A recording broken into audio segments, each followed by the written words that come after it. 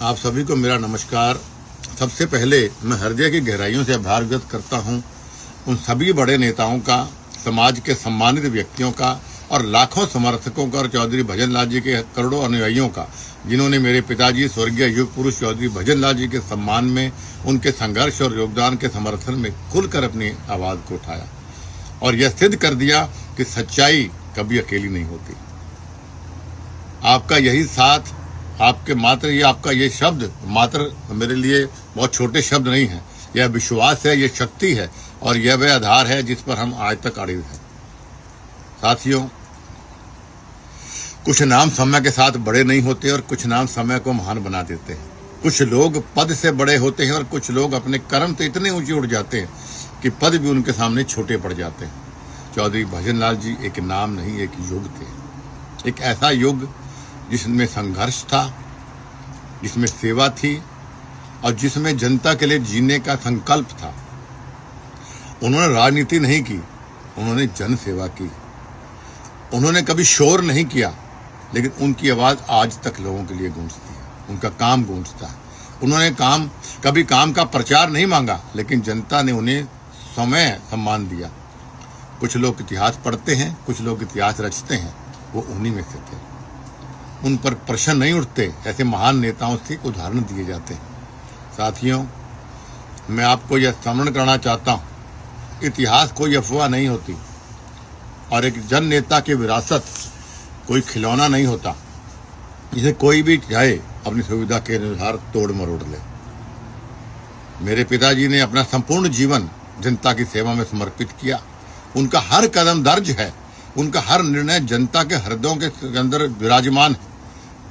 कहते हैं कि सूरज पर धूल फेंकने सूरज कभी रोशनी कम नहीं करता, बल्कि धूल फेंकने वाले की आंखें अंधी हो जाती हैं।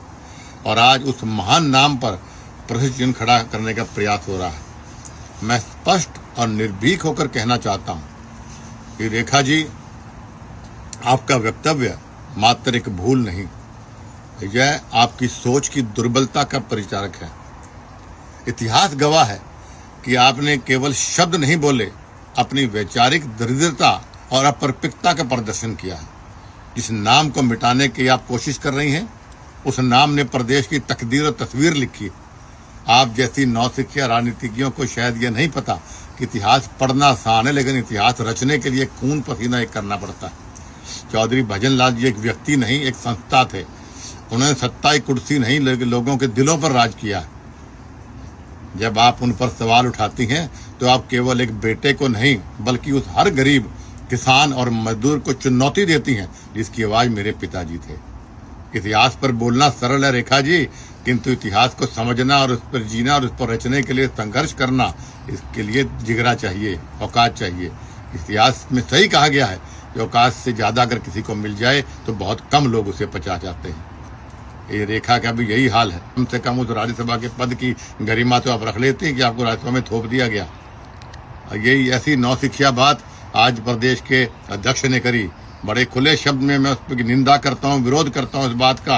एक ऐसा व्यक्ति जिसे खुद की चलो कोई औकात नहीं, लेकिन आप प्रदेश के अध्यक्ष के रूप में बैठे हो, इसलिए बीजेपी ने आपको चाहे थोपा या बनाया है। चौधरी भजन लाल जी सम्मानित व्यक्ति को के आगे जी या चौधरी लगाना उचित समझा नहीं आपने। कैथल में आप जाके बोलते हो कि ये उनके उस लुगाई का व्यक्तिगत बीजेपी का कोई लेना नहीं है, और यहाँ आप कहते हो कोई भजन लाल जी के बारे में बोला ही नहीं और कोई जी नहीं, चौधरी नहीं। ये आपकी औकात है, ये आपकी हैसियत है, आपको भूलना नहीं चाहिए। आज आपकी सरकार पर बनी तो कुलदीप बिश्नोई की वजह सरकार सत्ता पर आप पहुंचे थे। 3 बार सरकार आपकी बनी, 3 में से 2 बार सरकार बनाने में कुलदीप बिश्नोई का योगदान है। बीजेपी को जानता कौन था पहले? आपको मेरे गठबंधन की वजह से, मेरी वजह से आपकी सरकार बनी। कम से कम उसका तो आप एहसान रख लेते। और इस बार भी 7.5% वोट हरियाणा प्रदेश में जो मेरा व्यक्तिगत वोट है चौधरी भजन लाल जी का, वो पूरा का पूरा वोट मैंने आपके ओर ट्रांसफर कराया। मेरा वोट साइलेंट है, वरना तीसरी बार सरकार बन जाती। और चौथी बार सरकार ऐसे घमंड में नहीं बनेगी आपकी। आपको बड़े नेताओं को, संघर्षशील लोगों को, जनता के काम को, जनता को साथ लेके चलना पड़ेगा। इस प्रकार बड़े नेताओं की अगर आप बेइज्जती करेंगे तो जनता की बात को भूलती नहीं, ना हम भूलने देंगे। मैं आपको स्पष्ट शब्दों में कहना चाहता हूं कि मुझे मजबूर मत करिए आप लोग कि मैं कोई ऐसा कदम उठाऊं कि आपको दोबारा अर्थ से फर्श पर लेकर आ जाऊं। मैं भारतीय जनता पार्टी का एक अनुशासित सिपाही हूं, इसलिए आपको ये चुनौती दे रहा हूं, वरना कदम उठा चुका होता मैं। लेकिन आपको चुनौती दे रहा हूं और आपको अवगत करवा रहा हूं कि तुरंत प्रभाव से आप उस रेखा से माफी मंगवाइए और मोहन लाल बड़ौली जी को बोलिए कि चौधरी भजन लाल जी का नाम सम्मान से ले और जो सही है वो सही बात करे। तुरंत प्रभाव से या तो वो रेखा माफी मांगे और या चौधरी भजन लाल या इसको आप नोटिस जारी करिए, वरना ये मामला यहाँ तक सीमित नहीं रहेगा। और मैं फिर दोहराना चाहता हूँ कि मुझे आप मजबूर मत करिए कि मैं वही पुराना बब्बर शेर हूँ। शेर को आप पिंजरे में रख सकते हैं, लेकिन शेर के नजदीक जाने के हाथ लगाने की हिम्मत कोई कर सकता नहीं है। कुलदीप बिश्नोई आज भी वही बब्बर शेर है जो पुराने जमाने के अंदर था। एक बार पुनः मैं तमाम मेरे साथियों का और तमाम उन वरिष्ठ नेताओं का हाथ जोड़ के मैं आभार व्यक्त करता हूं जिन्होंने आज भी चौधरी भजन लाल जी का सम्मान अपने शब्दों के रूप में किया, चाहे मुझे टेलीफोन करके किया हो या आपने सोशल मीडिया पर लिखकर किया हो। मैं दिल की गहराइयों से सभी का सम्मान करता हूं। आपका बहुत बहुत धन्यवाद। नमस्कार।